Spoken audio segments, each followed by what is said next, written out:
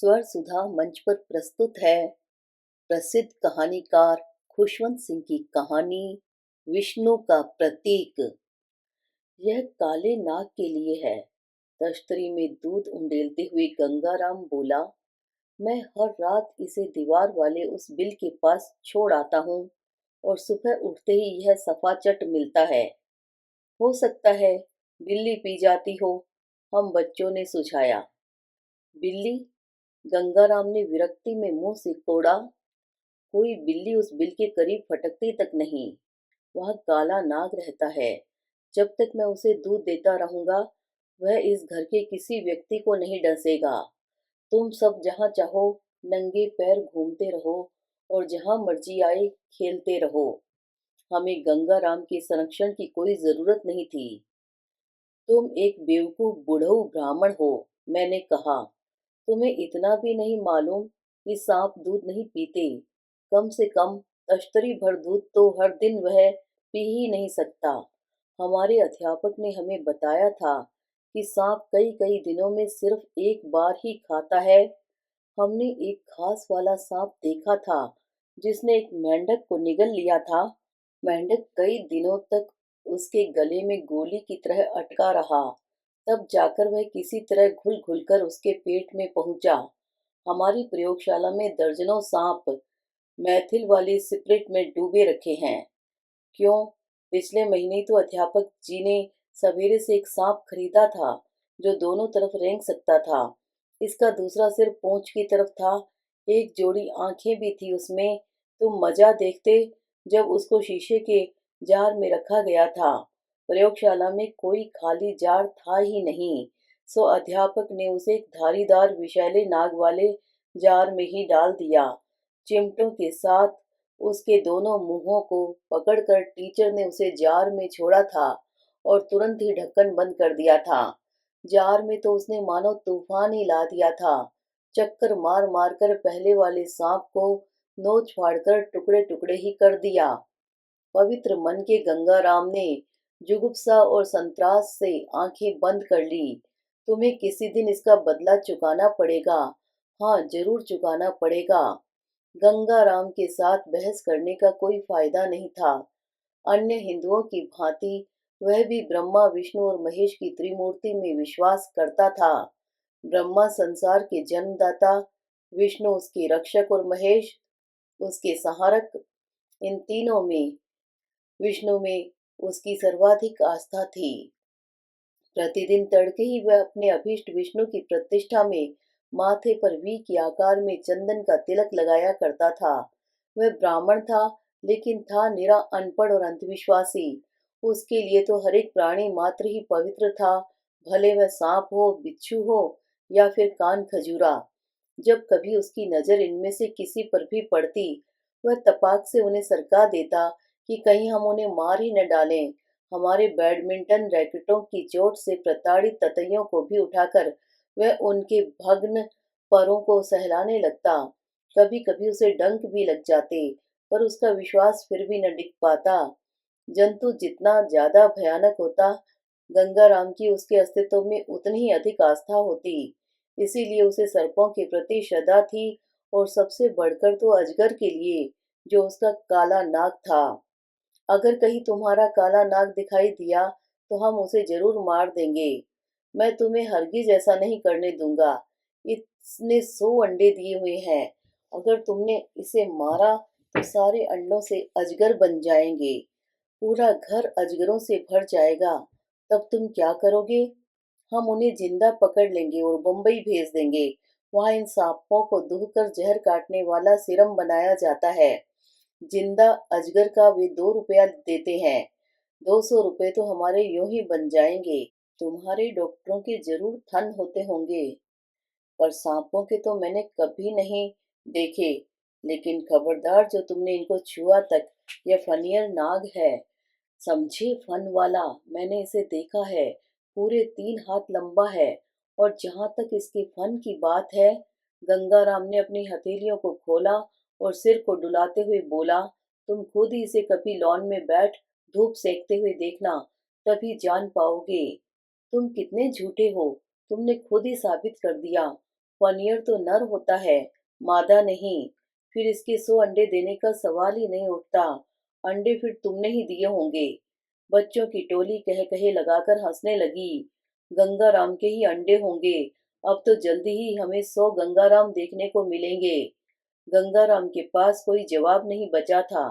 नौकर की तो नियति में ही होता है निरंतर मुंह बंद कर दिया जाना, लेकिन घर के बच्चों द्वारा दिन रात मजाक का पात्र बनाया जाना गंगाराम के लिए भी अब असहनीय हो गया था। वे आए दिन उसे नीचा दिखाने की नई नई विशैली युक्तियां ढूंढा करते। वे कभी अपने धर्म ग्रंथों को नहीं पढ़ा करते थे। महात्मा गांधी जो अहिंसा के विषय में कहते, उसकी भी उन्हें परवाह नहीं थी। बंदूकें लेकर चिड़ियों को मारते फिरना या फिर मैथिल स्प्रिट के मर्तबानों में सांपों को डुबाना, बस यही आता था उन्हें तो। जीवन की पवित्रता में गंगाराम का विश्वास भी अडिग रहा। वह सांपों को खिलाता पिलाता था और उनकी रक्षा करता था, क्योंकि उसकी नजर में ईश्वर के बनाए तमाम जीवों में यही सर्वाधिक जघन्य प्राणी थे। अगर हम इन्हें मारने के बदले इन्हें प्यार कर सकें, तभी ईश्वर में हमारी सच्ची आस्था होगी। गंगाराम कौन सी विचारधारा को सिद्ध करना चाहता था, यह तो उसके लिए स्पष्ट था। अपनी आस्था सिद्ध करने को उसके लिए इतना ही काफी था कि रोज रात को दूध भरी तश्तरी बिल के पास रख दे और सुबह होते ही इसे सफाचट हुआ देख ले। एक दिन हमने काले नाग को देख लिया। बरसात अपने जोरों पर थी। रात भर बारिश होती रही थी। ग्रीष्म ऋतु के झुलसाते सूरज की गर्मी में तपी सूखी झुलसी धरती में मानो एक नया ही जीवन उमड़ आया था। छोटे तालाबों में मेंढक टर्राने लगे थे। कीचड़ भरी जमीन पर कीड़े मकोड़े, कन खजूरे और मखमली सोन पंखियां रेंगने लगी थी। घास उगनी शुरू हो गई थी। केलों के चिकने पात हरे भरे होकर चमकने लगे थे। काले नाग की बिल में पानी भर आया था। उसका चमकीला काला फन सूरज की धूप में और भी चमक रहा था। नाग काफी बड़ा था, कोई 6 फीट लंबा रहा होगा। गोलाकार और मांसल, मेरी कलाई की तरह। लगता है यह अजगर नागराज ही है। चलो इसे पकड़ें। काले नाग को हमने ज्यादा मौका नहीं दिया। जमीन फिसलन भरी थी। सारे बिल और गटर पानी से भरे पड़े थे। मदद के लिए गंगाराम भी घर पर नहीं था।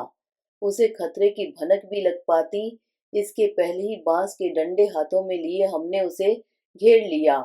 जब उसने हमें देखा, उसकी आंखों से मानो अंगारे फूट रहे थे। वह फुफकारते हुए चारों ओर थूक उगलने लगा। तभी मानो बिजली किसी फुर्ती से काला नाग केले की कुंजों की ओर लपका। जमीन कीचड़ भरी थी। वह रुकते पड़ते सरक रहा था।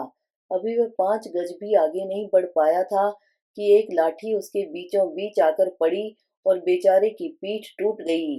चारों ओर से इस कदर प्रहारों की बौछार हुई कि वह काले सफेद रंग की पिचपिची लुगदी में ही परिणत होकर रह गया।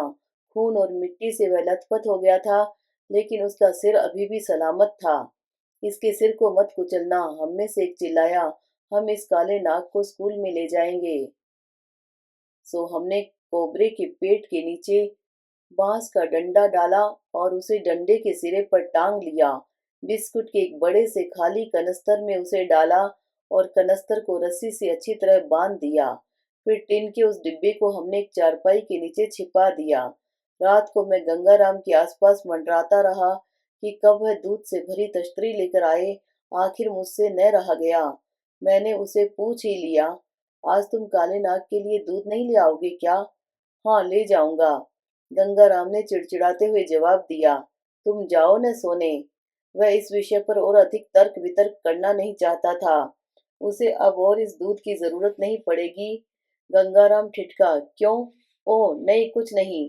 इतने मेंढक है चारों ओर, उसे तुम्हारे दूध से उनका स्वाद कहीं ज्यादा भाता होगा। तुम दूध में चीनी भी तो नहीं मिलाकर देते।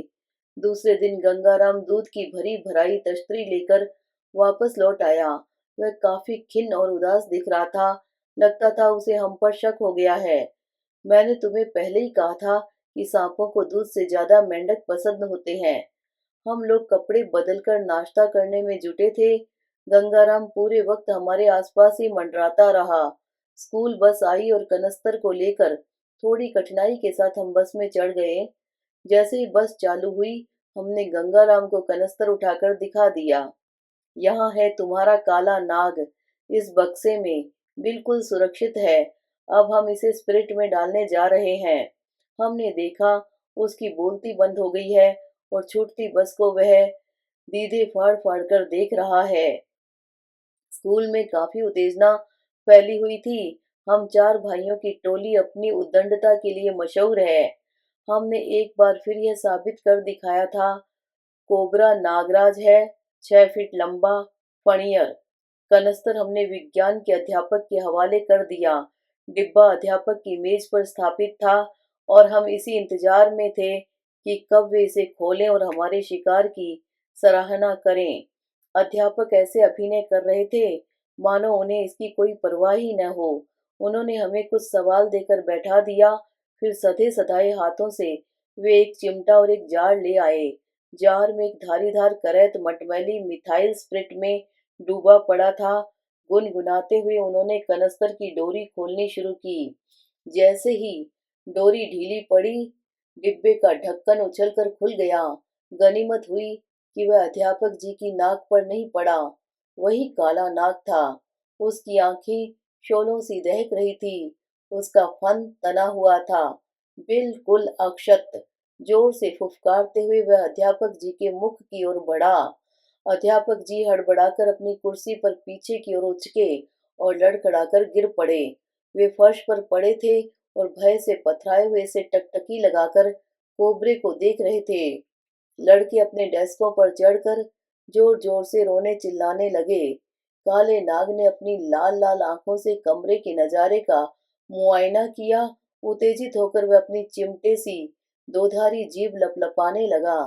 क्रोधोन्मत्त नाग फुफकारते हुए स्वतंत्र होने की कोशिश करने लगा और कनस्तर से बाहर निकल वह गड़प की आवाज के साथ फर्श पर आ गिरा।